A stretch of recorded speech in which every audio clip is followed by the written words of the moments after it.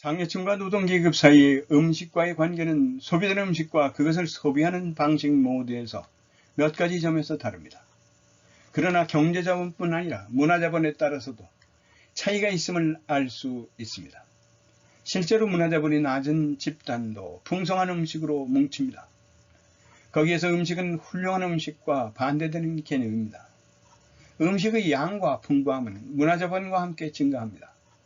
반대로 강력한 경제적 자본과 강력한 문화적 자본을 보유한 그룹은 더 훌륭하고 희귀하며 세련된 음식으로 차별화됩니다.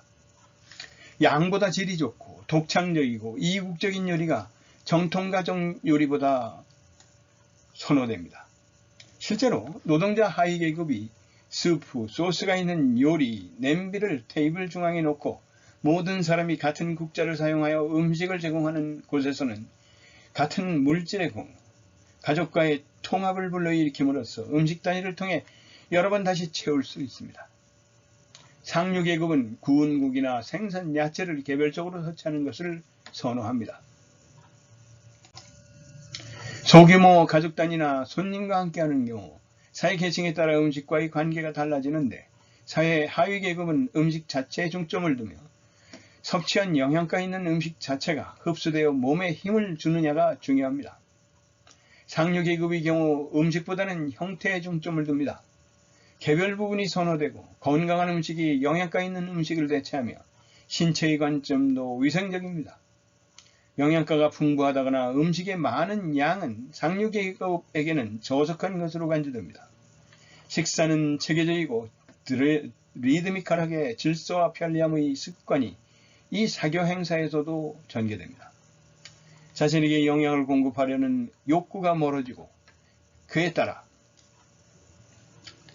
자연 자체가 검열됩니다. 문화적인 것이 더 중요해지고 소음과 서두르움은 절제를 위해 금지되고 식사는 삶의 예술로 변모하며 유용함에서 벗어나 무익함을 위해 몸에서 벗어나 지성을 선호합니다. 이러한 차이를 이해하는 데에는 여성의 관점도 중요합니다. 실제로 지배계급에서 가정에 덜 얽매이게 되면서 여성은 지위가 변하고 시간의 가치인 활동적인 여성의 가치를 획득하기 위해 몇 시간의 노동이 필요한 요리를 만드는 데 시간을 투자하는 양육하는 어머니로서의 지위를 상실합니다. 미국 역사가이자 자유주의자인 레리 포티스에 따르면 부르디유에는 50년 전에 에드먼트 고블로가 옹호했던 아이디어를 통계기법, 사전문서, 인터뷰 및 다이아그램을 활용하여 발전시켰습니다. 부르디유는 생산적 용도로 사용되는 특정 자산의 합계로 정의되는 자본이라는 개념을 도입했습니다. 로이크 와칸트는 자본을 경제적, 문화적, 사회적 자본의 세 가지로 나눕니다. 문화적 자본, cultural capital은 역량, 기술, 자격 등과 같은 자산을 보유한 자는 문화적 권위를 동원할 수 있고 또한 오인과 상징적 폭력의 원천이 될 수 있습니다.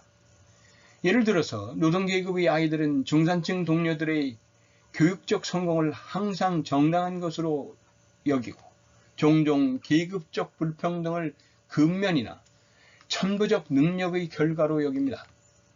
이 과정의 핵심 부분은 사람들이 억양 같은 상징적 또는 경제적 유산을 대학교육 같은 문화적 자본으로 전환하는 것입니다.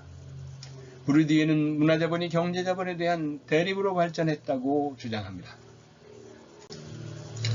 더욱이 문화자본을 주로 보유한 사람들과 경제자본을 주로 보유한 사람들 간의 갈등은 예술과 사업이라는 대립되는 사회적 분야에서 표현됩니다.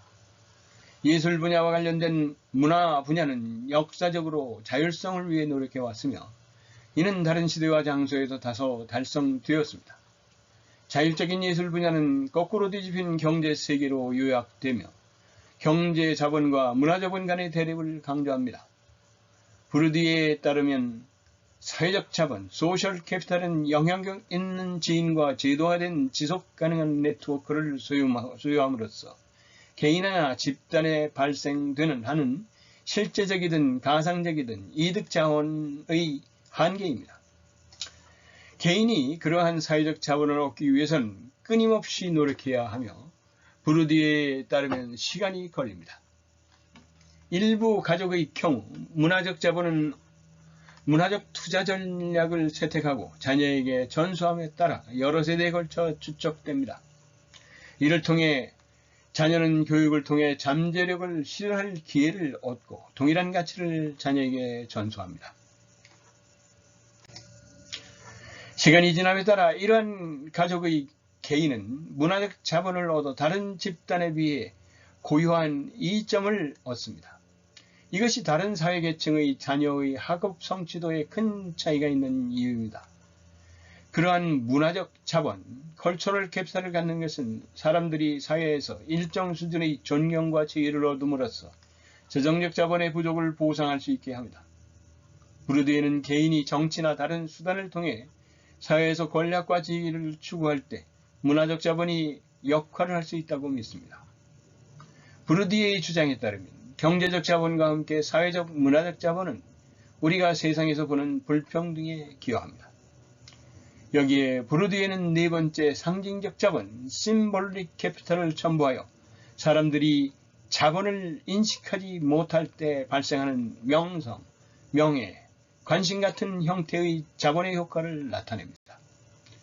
상징적 자본 폭력은 어떤 의미에서 물리적 폭력보다 훨씬 더 강력합니다. 개인의 행동 양식과 인지 구조에 내재되어 있으며 사회 질서의 합법성이라는 유령을 부과하기 때문입니다. 부르디에에 따르면 교육적 성공은 걸음걸이, 복장 또는 악센트와 같은 명백히 비학업적 특징까지 확장되는 광범위한 문화적 행동을 수반합니다. 특권을 누리는 아이들은 교사들과 마찬가지로 이러한 행동을 배웠습니다. 특권을 누리지 못하는 배경의 아이들은 그렇지 않습니다. 따라서 특권을 누리는 아이들은 교사의 기대 패턴에 겉보기에 편안하게 부합합니다. 그들은 순종적입니다. 특권을 누리지 못하는 사람들은 어려운 존재로 발견되며 도전을 제시합니다. 그러나 둘 다 양육에서 지시하는 대로 행동합니다. 부르디에는 이러한 편안함 또는 자연스러운 능력, 즉 구별을 사실상 부모의 큰 사회적 노동의 산물로 간주합니다. 이 교육은 자녀들에게 교육 시스템 내에서 성공할 수 있는 태도와 사고방식을 갖추게 하고 나아가 부모의 계층적 지위를 더 넓은 사회 시스템에서 재현할 수 있도록 돕습니다.